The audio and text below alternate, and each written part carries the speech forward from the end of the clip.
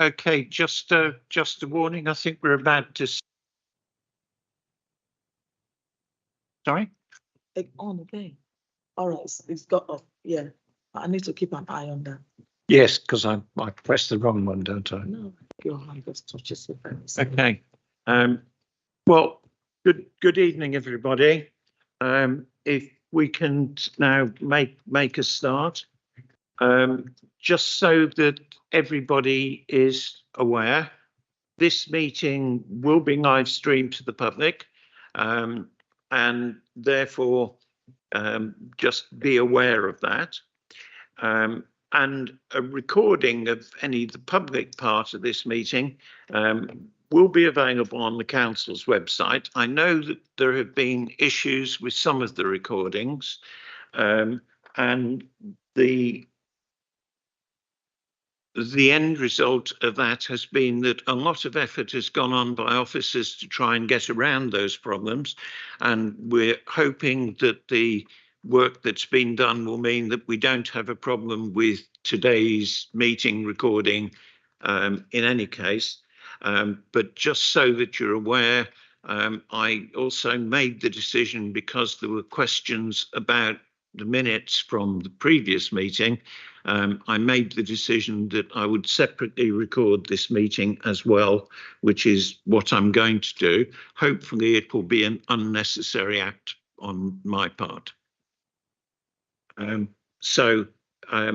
members and officers also can please remember to switch their microphones on, and I will try not to press the wrong buttons on mine up here as well, and to switch them off again when they finish speaking. And can you also please make sure that your mobile phones are switched off, so that we don't get disturbances from those. And for the remote participants by Teams, if you can please use the hands up button to indicate if you have questions or comments to make. And also for the people joining us remotely as participants, can you please turn your cameras on when you're speaking and then turn them off? That second part is important because it improves the bandwidth for us in terms of the IT systems.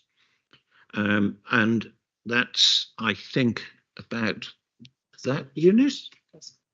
Okay, thank you. Okay, so first of all, apologies for absence. Yes, Chair, an apology has been received from Councillor Franks, and we have Councillor Terry Kings subbing for him. And Your Megan sent her apologies as well.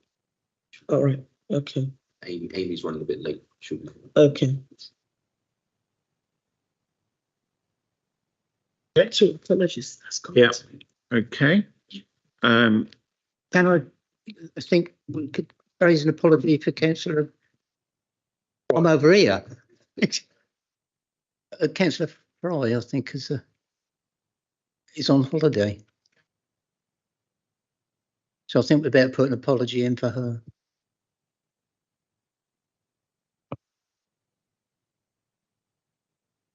Okay. Right. What else do we have then? Item 2 minutes. Sorry? Item 2 minutes. Item 2. The minutes of the last meeting then, please. Now, unusually, perhaps, because I've had questions on the minutes, I would like us to just go through a bit more methodically than perhaps is usual. I've seen this done in other meetings, and I think given the circumstances, it would be effective today. So if you have your papers in front of you, I'd like to go through on the principle of the page numbers in your report. So if we look first of all at page 5 of 99, do I have any comments or any inputs from anybody in respect to page 5? No? Okay. Moving over then into pages 6 and 7, which are essentially to do with the corporate performance quarterly report. Do I have any comments from any members of the committee in respect of pages 6 and 7? Okay. Going on then to pages 8 and 9. Again, we're still mostly on the performance report. Any questions or queries in respect of pages 8 and 9? Okay. Moving on then, pages 10 and 11. Any questions or queries on the contents of those 2 pages of the minutes, please? Okay. 12 and 13. Do we have any comments or questions on 12 and 13? Okay. Question, please, Chair. With regard to the branding, I understand that we've had a lot of follow-up that's come from Eunice. There were a number of questions that were put by you and I think that we got answers back from Sinead McNamara. They are related to and further information regarding that to this report. And I'm wondering, firstly, what's going to happen to those? And would we be in a position either here or when we look at the draft programme going forward to call for a further report back on progress? So I'm just asking really for information at this point. That's the first point. Eunice, is there any reason why we shouldn't ask for a follow-up report? Not at all, Chair. I mean, members are within their right to ask for a progress on any reports they choose. Okay. In which case then, Councillor Stevens, what sort of timescale, what sort of date do you propose? I was thinking, in order to give Sinead McNamara some time, maybe to the October meeting. That's fine, Chair, but I will need to get back to the officers. Okay. The reason why I'm saying that is there are a number of issues that are outstanding with regard to, we don't know who the ambassadors are or the training, and I think we need to be privy to that information. We don't know, at the last meeting, we heard from Sinead McNamara that she was going to go to Dubai. At the last meeting, it's not shown in the minutes, but she actually said that she was going to go to Dubai on looking for inward investment. But in the information that's come back through Eunice, she said that no overseas trips are planned. I'd like that to be, we're not going to send officers willy-nilly around the world without any objectives, clear objectives in their mind. So that's why I think it's important that we get this further report.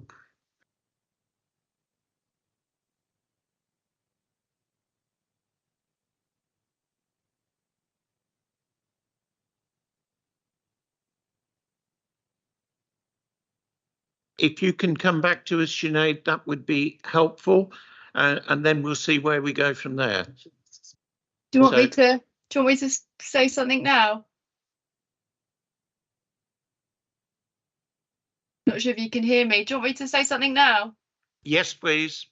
Yeah, just to say that when I said the Dubai thing, it was said as a tongue-in-cheek comment. It wasn't, there was no trips booked. So just to clarify that, it wasn't there aren't any overseas trips booked. An inward investment programme is due to be launched later in the year. But just to clarify, there are no trips. The only trip is likely to be somewhere in the UK, to the UK Reef event, which is in Leeds. It's not in Dubai, it's in this country. And I can come back to you on the other points. We're due to go live on August the 8th So by October, we should have a good update on all those points. But you should start to see lots of it over the coming 2 weeks. Can I just ask, is an October date a possibility for you, do you think, or is it a useful date for you to come back and give us an update? I can. It'll only be live for 2 months, but I can definitely give you an update on what we've achieved in that 2 months, and I'll be able to share with you the invest video. We should have the inward investment programme ready by then. So happy to share all that with members at that point. And I can obviously share who the ambassadors are. Let me just ask a further question. Councillor Stevens, you're the one that brought this up.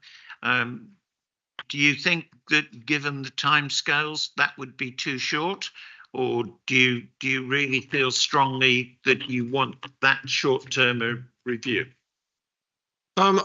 I noticed that going forward in the in the draft plans for the work that's scheduled, that there are a couple of items that are coming up in more than one meeting. So it's possible to get an update as far as possible, perhaps, Sinead, in October. But we could also have a further report later on when you're happy with the information that's to be passed.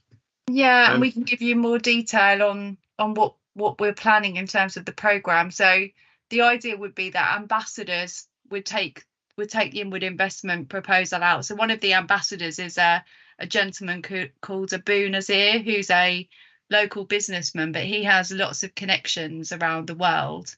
But he's hoping to bring some potential investors here as opposed to us going out to them. So absolutely can provide updates whenever members want, really. Some of it will be small, and then others we might have a bit more to say. Thank you. Yes, we'd be very happy with that. We're not expecting lengthy reports. It's really just to get us so we keep up to date with the programme. But thank you for that.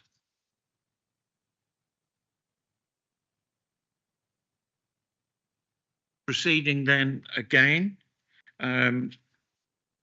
pages 14 and 15. Do we have any issues with that we need to have raised now? No. 16 and 17. Any issues or questions? No. Okay. In which case then, can I take it that subject to the discussions we've had, that we take the minutes as they are and as read? We happy with that? Somebody propose, somebody second, please. Thank you. Okay, well, thank you for that. Sorry if that took a bit longer, but I knew that there were issues arising out of the minutes, so I thought it was better to handle it that way for today. Okay, so now on to item 7. Eunice, is that correct? No, Chair. Item 3, Chair. Item 3, where am I? Page 3.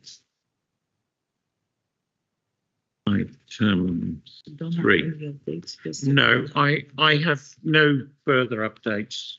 disclosures. Any disclosures of interests? At this point, Chair.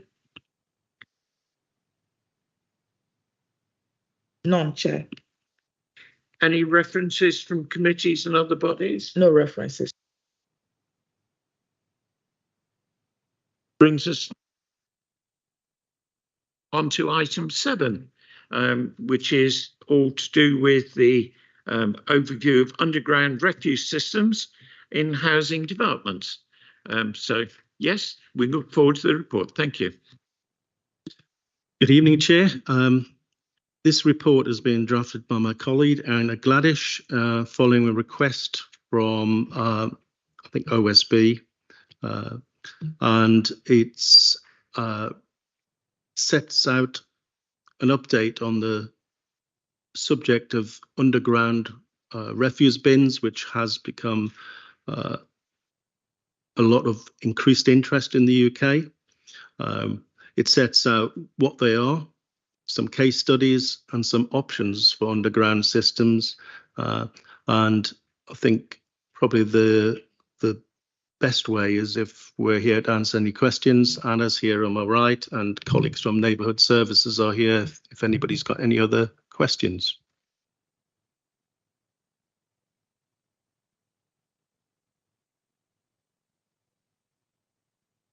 I'm really excited about this. I've seen what's happening in other European countries, so I thought it looks really good fun. But just quickly, in terms of the impact on recycling, because I noticed a lot of studies haven't come back on what the impact or what you think the impact will be on recycling as a result of the new kind of approach. In terms of recycling, these are very much part of a whole suite of things that certainly on the continent and on the case studies in Peterborough, Liverpool, which they're put in to try and get that behaviour change. So it's trying to remove some of the barriers, typically with low or problematic recycling, making it easy to dispose of small volumes of recycling on a regular basis as well as waste, but also they're typically put in for small to medium size flats and housing developments, as well as you quite rightly pointed out, on the continent, they are often the norm in a lot of areas which have a very different collection culture, higher frequency, smaller amounts rather than curbside bins outside each and individual house. In terms of the upfront costs, sorry, because I'm fairly new councillor, but in terms of the upfront costs, in terms of the tech that you'll need, the new like vans and stuff, is that all? Do you have numbers on that, or is that something you're confident you'll be able? Anna's put in a few case studies which are readily available. A lot of the projects in the UK, especially for older properties, are done on pilots, but the real gain is when you bring it in as a matter of policy for new developments, where it becomes the norm. So over a longer period, you start to see the costs to the council falling for the different types of vehicles, because it's quite often a lot safer and a lot quicker. And certainly the underground bin system or refuse system for developers, once they understand and get their business case together, they realise they don't have to provide a bin store, which is quite often a source of challenge from residents, especially for housing developments, commercial housing developments. So yeah, it's a long-term game with this sort of equipment.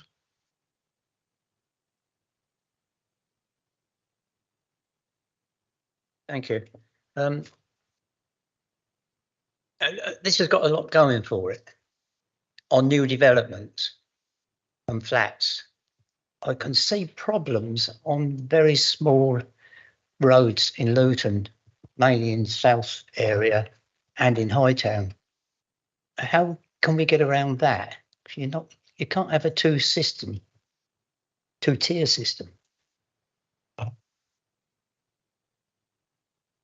Hello, hi. I mean, it's like you can retrofit it, and some areas like Liverpool recently in 2002 they started to retrofit those bins in their very dense populated area for the terraced houses. They had a lot of problems with the bins on the streets. People didn't have space to take them back. Alleyways were full of bags of rubbish. So they introduced this scheme to introduce the collection points and introduce the underground bins in the location that everyone was consulted in the area. So local residents living in that area have been taken away the bins. They've been issued with the codes or cards to go to the collection points to remove all those bins from streets and unsightly bag waste from the alleyways. It's only early stage. They only started it December last year. So obviously the results probably we need to wait a little bit longer to see if retrofitting and changing the bins provision to underground units, it's feasible, and does it actually change people's behavior? Because it's the same as Luton in some of the areas. It's very got very high rate of people moving around, moving in, moving out. So you need to make sure that new residents moving in are aware of the new ways of working over there and taking their waste. So you can retrofit it, but it is more costly. You need to find a space. For new development, it's easier because you design it within the new development before it's built. So it's easier to implement the scheme. With the old places or terraced houses, you need to find a space and obviously take some car park spaces possibly to make sure you can put the underground units. But I mean, they can up to 5,000 litres, which you're looking about minimum 20 or 40 properties can take their rubbish over there into this one unit that you can only see the small column instead of having 40 willy bins on the streets. Chair, what I think might be useful going forward, and I notice that there is a recommendation that we note the report. However, I think it might be useful if the officers were to look at the different options that are available that are shown in the case studies, and would perhaps look at maybe a couple of examples of retrofit, cost them, and bring it back to this committee going forward, so that we can see what's actually involved in the case.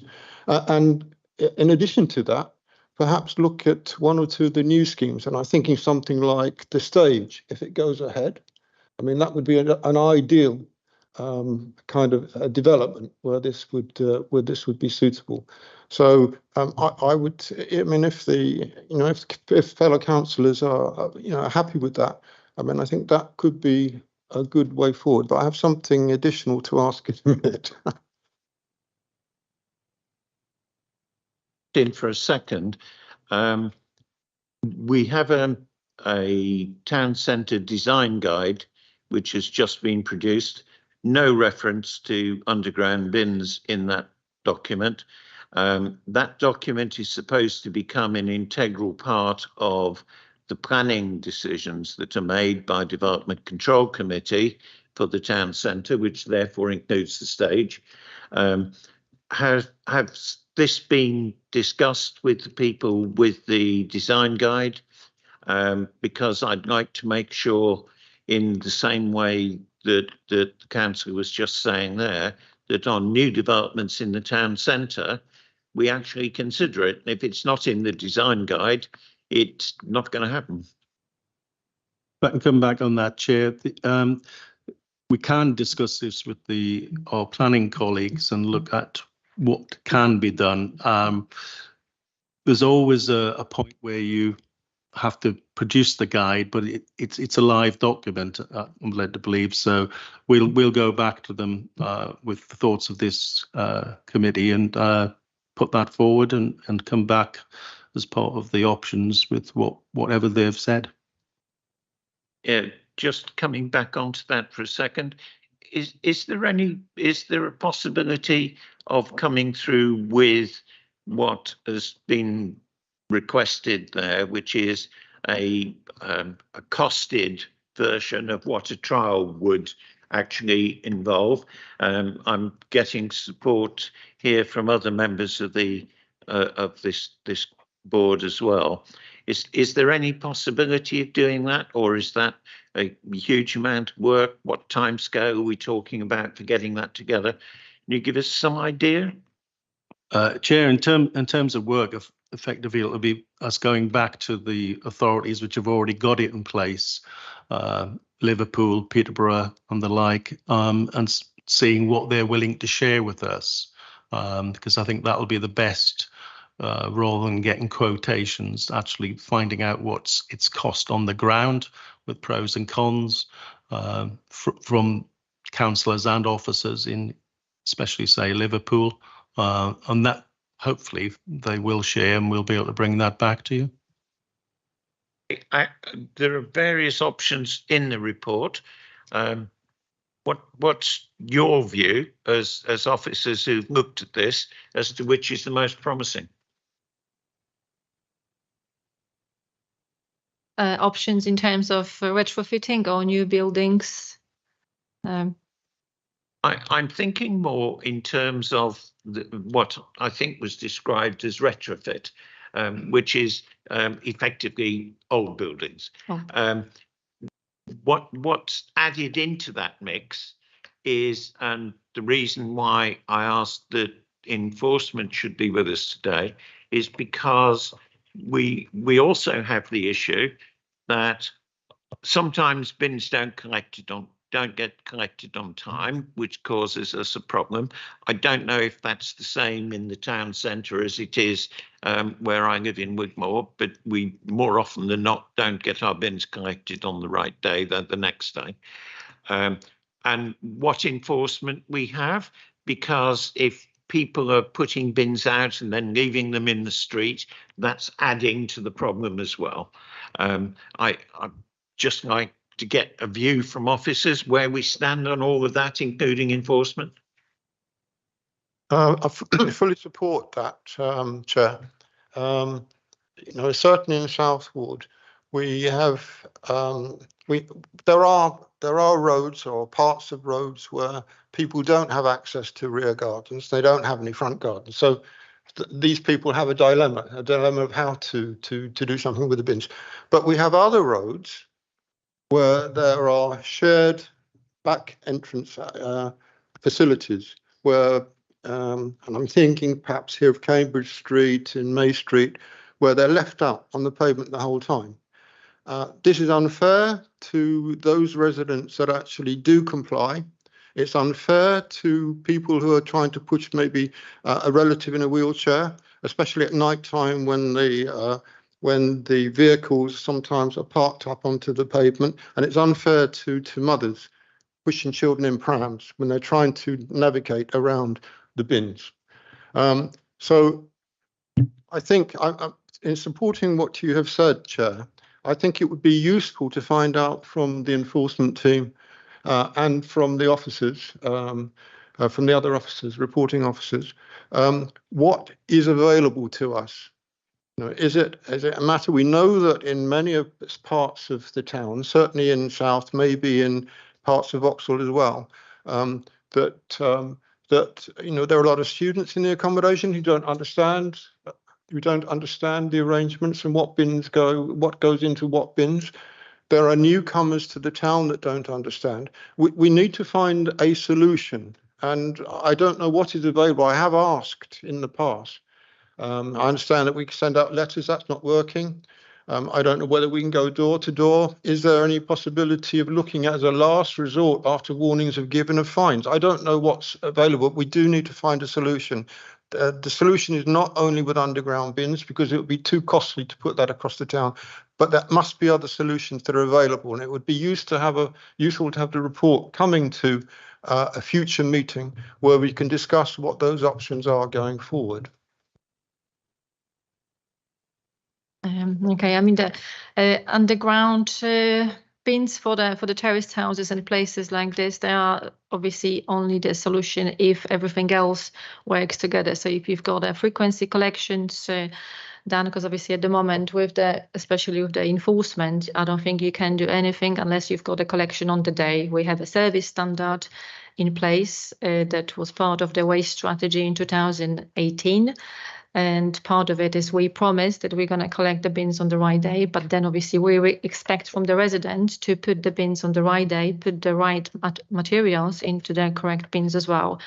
So obviously there is a huge probably issue around making that all the services work together, education, enforcement and collection. Underground units are only going to work if all of this works together and is combined together.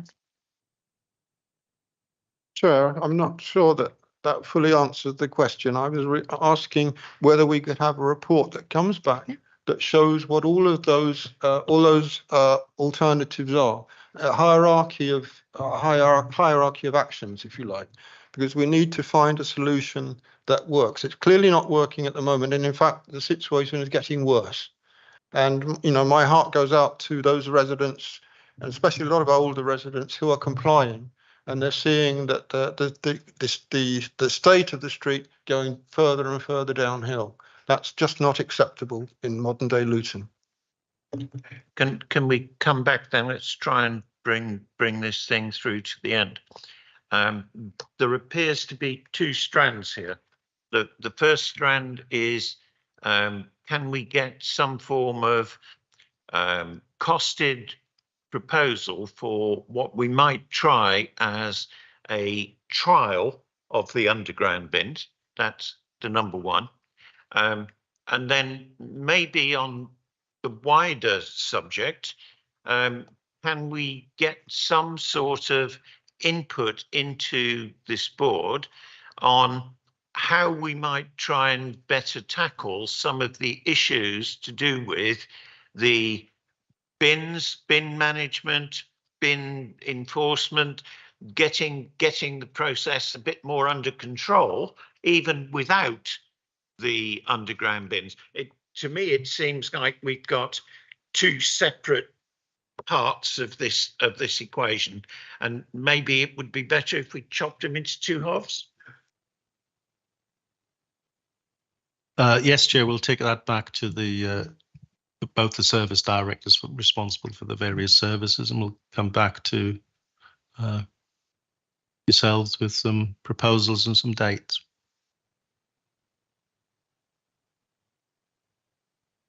With that, I personally found the report that you gave actually to be very interesting, because it introduced me to concepts of underground bin storage and handling that I hadn't realised were going on so much, to be honest.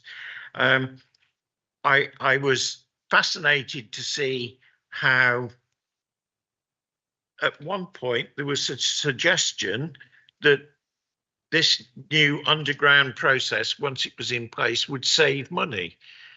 It seemed to me, reading the report, as if it would cost a whole pile of money, but maybe I'm wrong. With any system, implementing a new system is always expensive to start. It's when you get that wider take up across the town that you can then look at the efficiencies and effectiveness of the services you offer. As I said at the beginning, the behavior change and the different cultures you see quite often in Portugal, Spain, the Netherlands, about collection and about how they approach things like litter, or where you see underground systems sort of as part of that whole range of recycling and waste prevention and litter collection systems.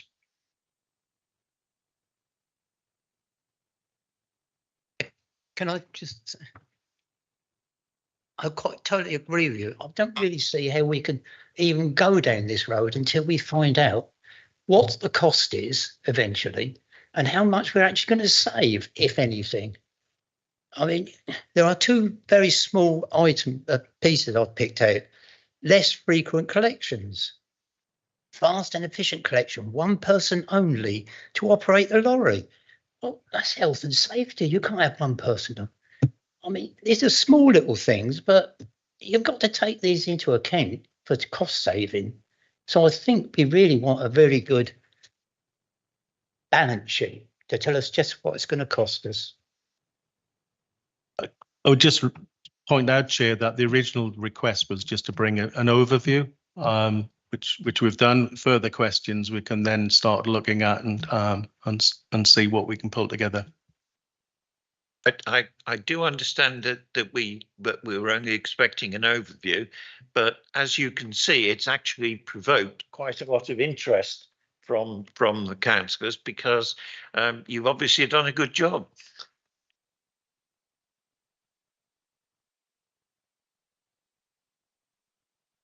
Taking this, the recommendation that we have in front of us was just to note the potential. I think that perhaps, Eunice, we need to change that, because I think that what the board is saying is that we would not just wish to note the report, though we would like to thank officers for it because it's been thought-provoking. But we would like to see what would be the likely cost of doing some sort of pilot. And at some point, if you can, to give us a timescale for when that might be possible, because I know we're asking for additional work at this point. And so I'd like to have back, please, through Eunice, if you can, for when you think it would be feasible for us to get that sort of report. And from an enforcement point of view, in other words, the current bin situation, some sort of idea of how we can try and improve the current situation, even if we didn't go down the underground bins route. And that would be helpful.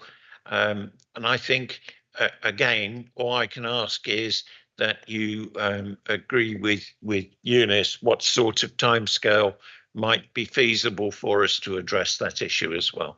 But the report has been extremely useful as far as I'm concerned, and I'd just like to thank you very much for the hard work that's gone into producing it.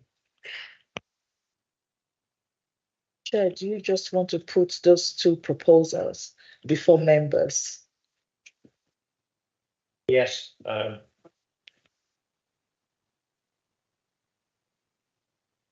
To members, does anybody disagree with those proposals? Because we work on an exception basis. Does anybody disagree? No, in which case then those are the proposals we're taking forward. Thank you. Thank you for keeping me tidy.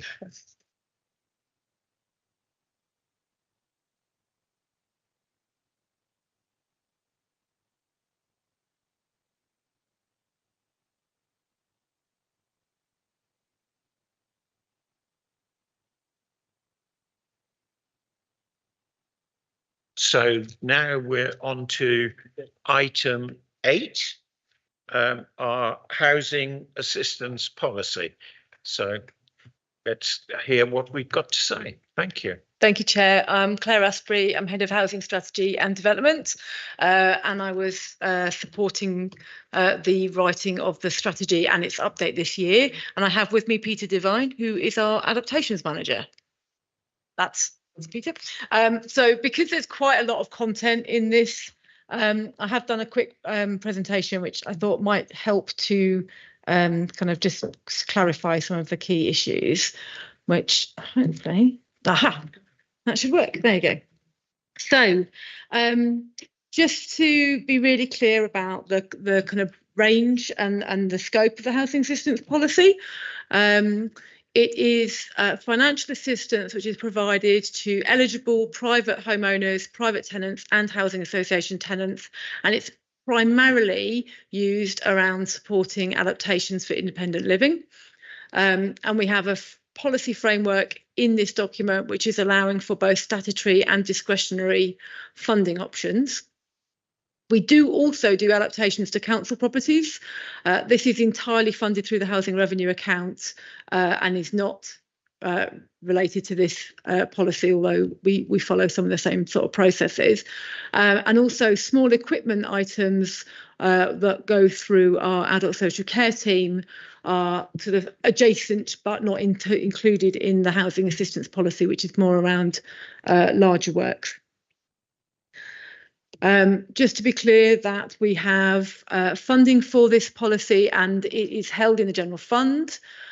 We have about £1.8 million a year and it is funded directly through Better Care Fund allocation. So this is a government allocation which is ring fenced for the purpose of disabled adaptations primarily. And historically, the council had a mixture of funding, including some of the government funding and some of our own funding, which then covered some of the discretionary elements of the policy. At the moment, there is no discretionary funding. We are looking at a capital bid at the moment and options around that. But at the moment, the policy that we're proposing still covers both. But it's really important to note that only the Better Care Fund funded elements are currently have a budget. So just to explain that difference a little bit, Disabled Facilities Grant is a statutory grant, which is set out with rules which we have incorporated into our policy, which we don't have a lot of say over. They are national statutory rules. The regulatory reform order is the legal situation under which we offer other sorts of assistance, as long as there is a policy to do so. And this is the policy that we use for that. And if we can have households that qualify for Better Care Fund assistance, i.e. they would have been eligible for DFG, we can assist them through non-statutory, but within Better Care Fund routes of assistance. It does get a bit complicated. So I have a diagram which basically shows that the DFG is a statutory or mandatory assistance. There are lots of other things that Better Care Fund will cover for households who are eligible that all support independent living. And these are all discretionary but covered by Better Care Fund, but they're not statutory in the same way that the Disabled Facilities Grant is. And then outside of the Better Care Fund, this is currently the stuff that is discretionary and currently unfunded, but it is in the policy in anticipation that there might be a return of funding at some point. So I hope that's helped. Just to be clear, of course, the eligibility for DFG is set nationally, and so is the Better Care Fund guidance, which came out actually not long after this policy was updated a couple of years ago. So we have been updating it again off the back of all the government guidance. And we also make sure that we are showing financial eligibility, and for that we've been using our minimum income standard, which is part of our performance management as part of our 2040 agenda, to show what we consider to be a low income threshold for Luton. It's a localised kind of means test effectively. A really key element in this change that we're proposing is around the occupational therapy funding, and this is the minor works up to £1,000. These are currently funded through the Care Act, but £1,000 doesn't buy you much now, and Peter can sort of go into more detail on that because he's more of that expert. But we're proposing to take that amount to £3,000, of which the first 1,000 is funded in the normal way, and then the top up is funded through this assistance policy. Effectively, it's funding the same households for similar work, so it's not like additional funding, it's just funding it slightly differently. And it means that we can be much more responsive for things like hospital discharge and end of life changes, because one key issue is that Disabled Facilities Grant can't be used for temporary measures. So where people need quick responses that cost more than £1,000 for hospital discharge or end of life care, that is really hard to deliver at the moment, and we can do a lot more with this change in the policy that's been proposed. So maybe Peter will talk us through the case studies because you put them together and it's a good example. Yeah, hi. It's a job that we completed a year or so ago. We had a young man who unfortunately was born with some problems, and we needed to meet the needs identified by an occupational therapist by building an extension to create a ground floor, bedroom and wet room. We also had to provide wheelchair access to the property. The only place it was practicable to do that was at the rear of the property where we were going to put our extension. So we couldn't put a ramp in straight away because we'd have been ripping it out to build the extension. Under the new policy, I could hire, rent or even purchase a temporary ramp, sort of scaffolding type material, preformed, locks together. That could go in straight away. And then in the 18 months it takes from initial visit, going to planning permission, gaining building regulations, all the quotations, everything else we have to do, that family would have had a ramp. This is a big difference. And there are a lot of cases like this where we can go in and just do that little bit of work that will make someone's life much easier. The other classic, of course, is someone that is end of life care. They've gone into a wheelchair. They haven't got the 3 months, 4 months it would take us to go through the DFG process and get a ramp in place. Using this, we can be much more reactive. We can have a temporary ramp in place within a month. People can get to appointments. People can get out and access the community. And it's a big change that's well worth doing. And I'd just like to point out that this £1,000 limit was put in place in 1996. Today, I did a check on the Bank of England inflation calculator. That £1,000 then is now worth 1,910. So it just goes to show how much we used to be able to get done, and now we're getting half of what we should be.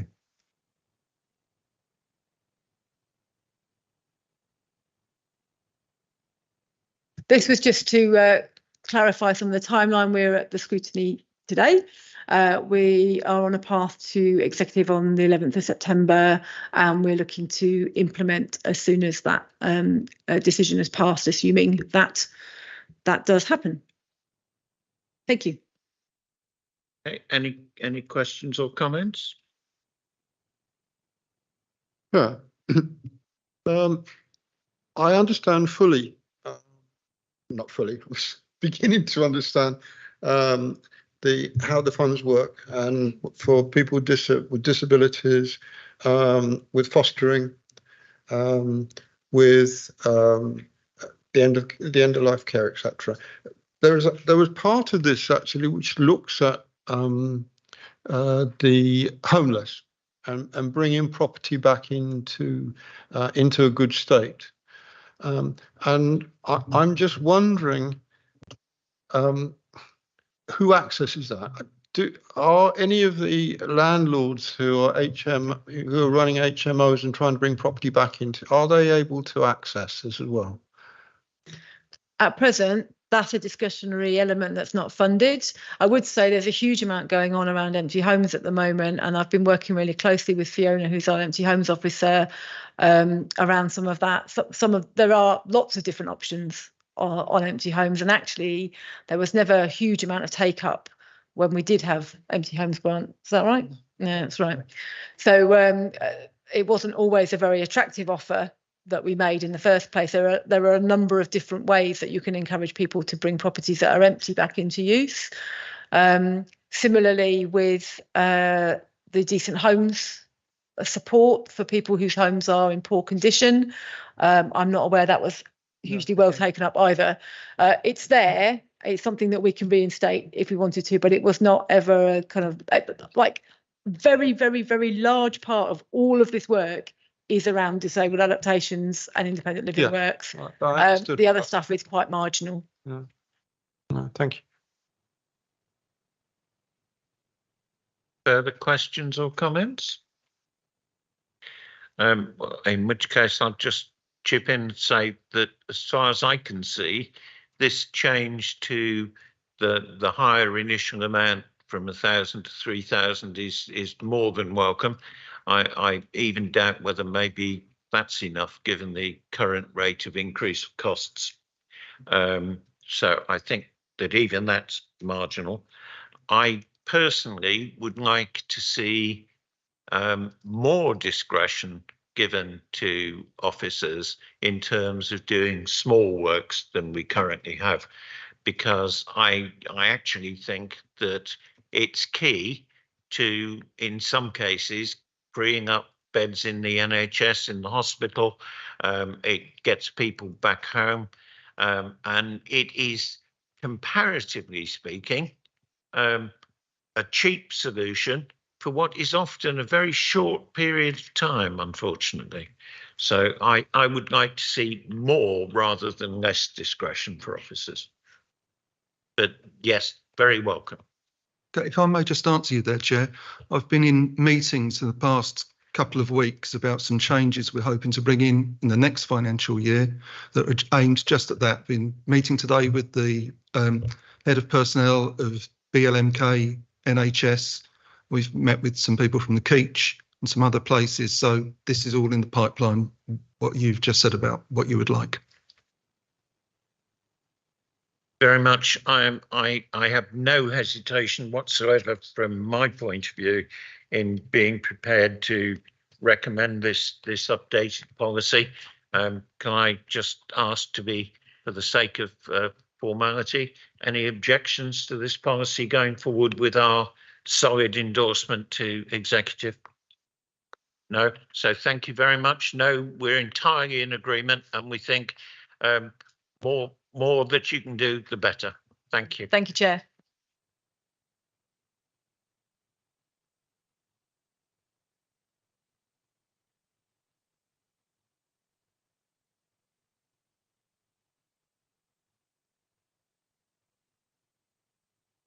So now the final piece that we need to do for tonight is our forward work programme.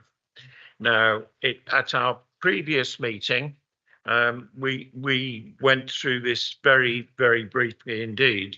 I think that we perhaps ought to look at this in a little bit more detail today. So if everybody can bear with me, and we can have a look through the programme with date by date, and if you can lead us through that, perhaps, Eunice.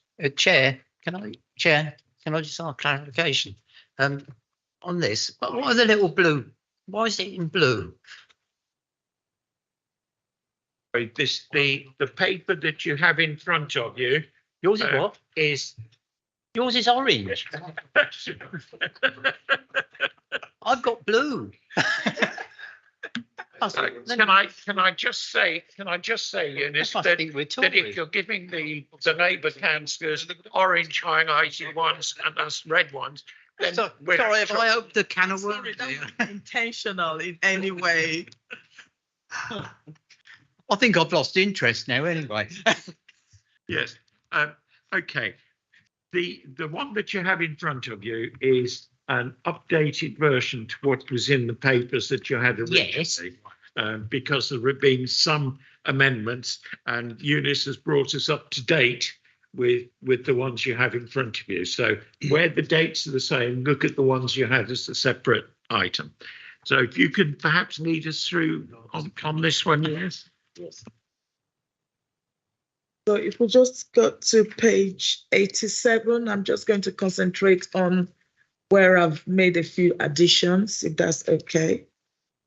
So on page 87, that item on the library theatre community asset transfer that was requested at the last meeting by Councillor Franks. So that is due to come back on the 18th of September.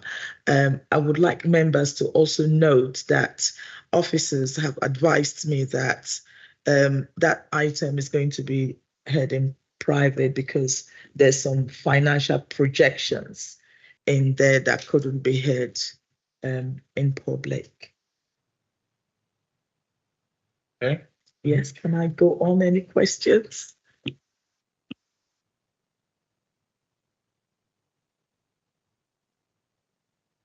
Question on that, Eunice, on that, on one of the items on that page. Yet again, we're talking about the residents' parking scheme outcome of consultation, Cutenhoe Road and Strathmore area. As far as I can understand, Strathmore is not included in the consultation. We had this last time when we had Stanmore mentioned, and Stanmore is not even in South Ward. Now we've got Strathmore, and I understand that the only roads that were included in the consultation were Cutenhoe Road, Seymour Road, Alton Road and Park Street. So why have we suddenly got Strathmore included again?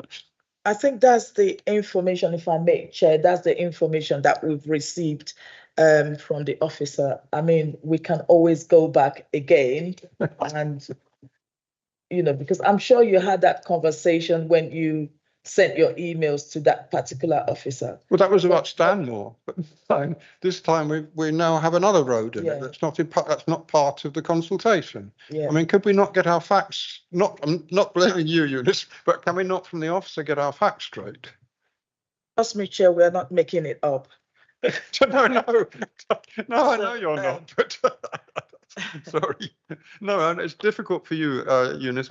I understand that, but it is beholden for the officer to get the thing correct when he presents it to the board. Chair, I'm sure that by the time that report is ready, that error would have been corrected. Yes. Can we clarify it, and can we email the corrected version of this page to members? Yeah. Can we do that, please? That's okay, Chair.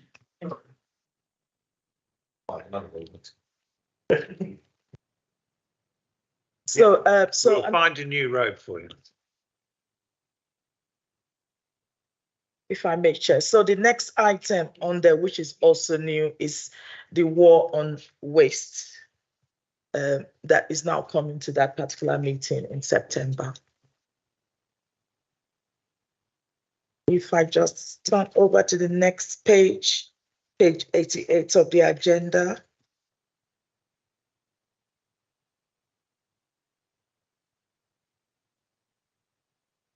The new item on that particular page is the statement of licensing policy, cumulative impact policy, which is due to go to executive on the 14th of November. So that will be coming to the committee.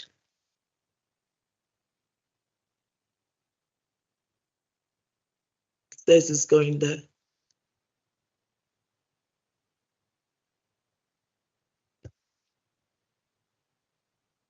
No. Sorry, Chair. The statement of licensing policy, Licensing Act 2003, that is down to go to full council on the 14th of November. And yes, so I believe this new one, statement of licensing policy, cumulative impact, is going to full council on the 14th of November as well. So I would correct that. So it's full, Chair. So full it's council full rather council than executive. rather than executive. Okay. Can I come in on this page, please? The review of the London Luton Airport annual monitoring report. I'm somewhat confused because London Luton Airport, I believe this is the annual report for London Luton Airport Operating Company. Am I correct in saying that? Yet again, Chair, I might need to go back to Sue Frost and Sunil or David Gutler, who are the authors of this particular report. Okay, now clarify, but this is one that has always been on the OSB work program. Yes, but we need to be very clear, because we have Luton Rising, London Luton Airport Limited, and London Luton Airport Operators Limited, and we need to be sure which it is. Yeah. I believe that this one is supposed to be the review of London Luton Airport Operator Limited here, and there are. I had some concerns about just what we're going to cover in that section. Sorry, Councillor, you wanted to come in? Yes, I do actually, please, Chair. Whatever is coming out of that particular report that you're referring to, I would like to propose that there is a separate report, and that covers airport noise. There has been a consultation document that's gone out, draft report that's gone out, and it's being reviewed. It hasn't gone out to the councillors. I would like to suggest then, if whatever is included in that review that's regarding airport noise, the issues regarding airport noise should be handled separately, and that we have a report coming forward. And I think this probably could come from the operating company, a report for us to review, because obviously there are many concerns in the east of the town and in the south of the town about airport noise and about the rising level of airport noise that's going to come with the airport expansion. So I would like to recommend that we as a board have a separate report that comes forward covering airport noise.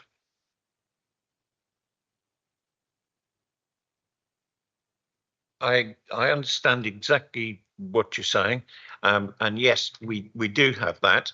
The situation is quite complicated at the moment because we have the 1 million plus extra passengers and its related issues, which is still not yet concluded.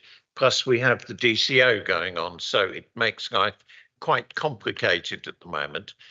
Can I suggest that in order to make sure that we don't miss the key points that we need to look at here, the obvious point for central wards and for the east is to do with noise and noise protection, glazing and other issues to do with noise. But there are other issues which may be there as well. I think that it might be best perhaps if we had a separate pre-meeting for us to discuss what subject areas are going to be covered in that report. And if I can ask if I would be quite happy to take part in that discussion to make sure we get what we want, and take another 2 volunteers. Perhaps. Happy to take part. Okay. I'm happy. Sorry, I'm happy to take.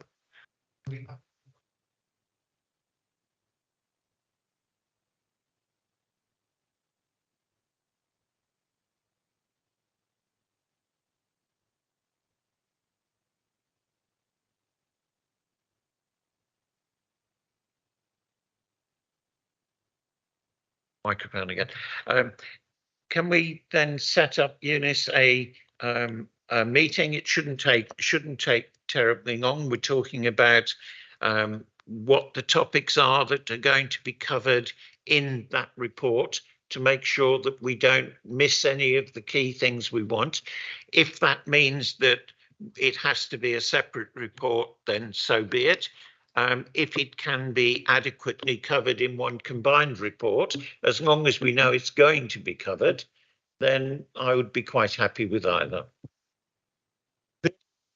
Is that there is, I think from Alice May, who is the noise community noise manager for the airport. I know that she has produced a report, and I don't know whether any of the other councillors have had an opportunity. Has it come in front of them? I had to ring up to ask about it, and I was questioned as to how I found out about it, which was a very strange thing. And I said, well, as a councillor, I believe I have an automatic right to have a view of this. So we need to take that into account as well, I think, when we're doing this review.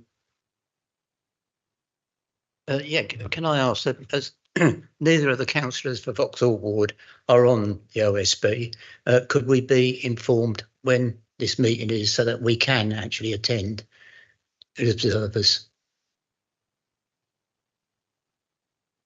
Sorry, you're saying to attend the pre-meeting or to attend this OSB meeting when this is discussed? Any meeting that involves the airport, I would like the Vauxhall councillors to be involved. Okay. Bearing in mind that the main route to the airport is through Vauxhall Ward. Okay, so are you saying that you would be happy to take part in that pre-meeting? I am.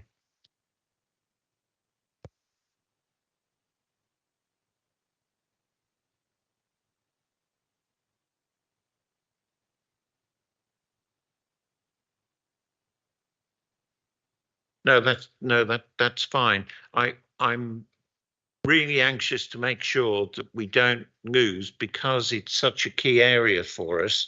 I'm anxious that we don't lose focus and we don't miss items that the board requires covering. That's all. Chair, just to be clear, is this a discussion that is going to identify what areas the officer report should be covering. Entirely. We want to make sure that the report covers all of the areas that the board requires, yes. And you're not requesting officer support at that meeting? Well, yes, we would need to discuss that.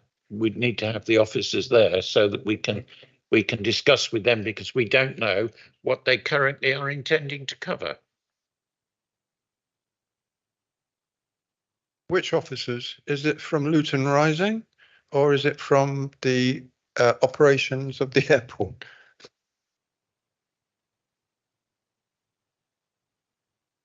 The suggestion here from my vice chair is that the most critical is going to be from the operating company because of noise. So we request somebody from the operating company, if possible, Eunice. Chair, what I can possibly do is to go back to Sue. She'll probably be in a better position to make suggestions as to the officers that could support you at this meeting. I don't know the names of the officers in charge. Yes, I'm happy with that. And if necessary, then we'll have a short meeting with Sue to settle it all down, and then have somebody from the operating company as well.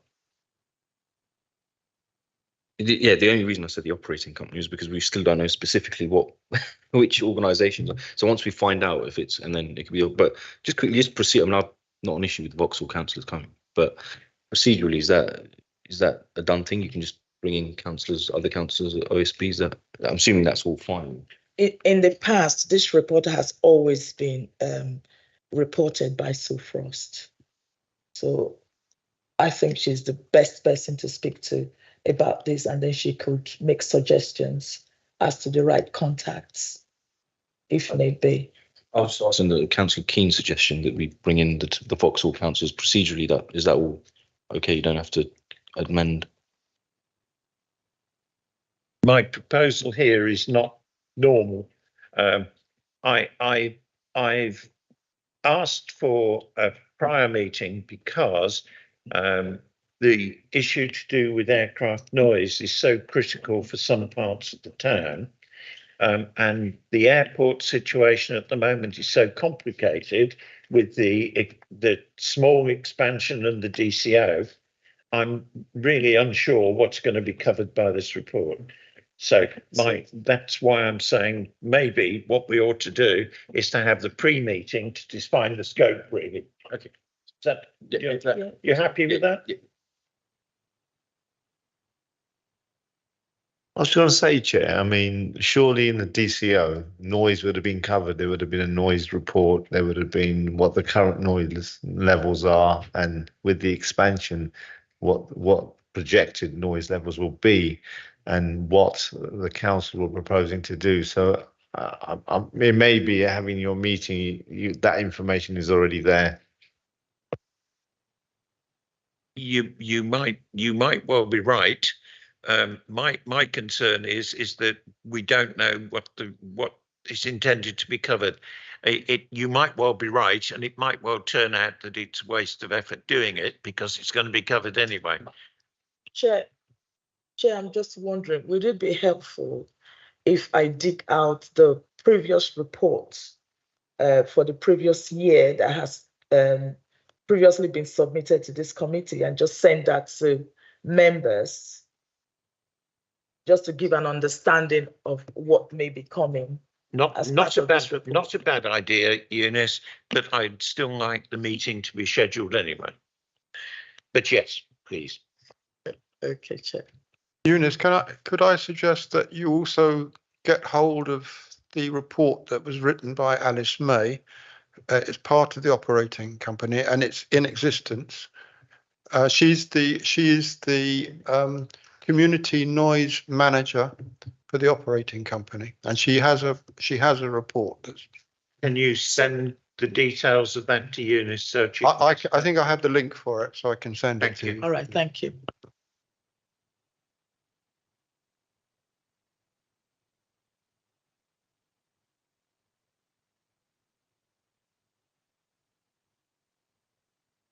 any reports that they wish to, Chair.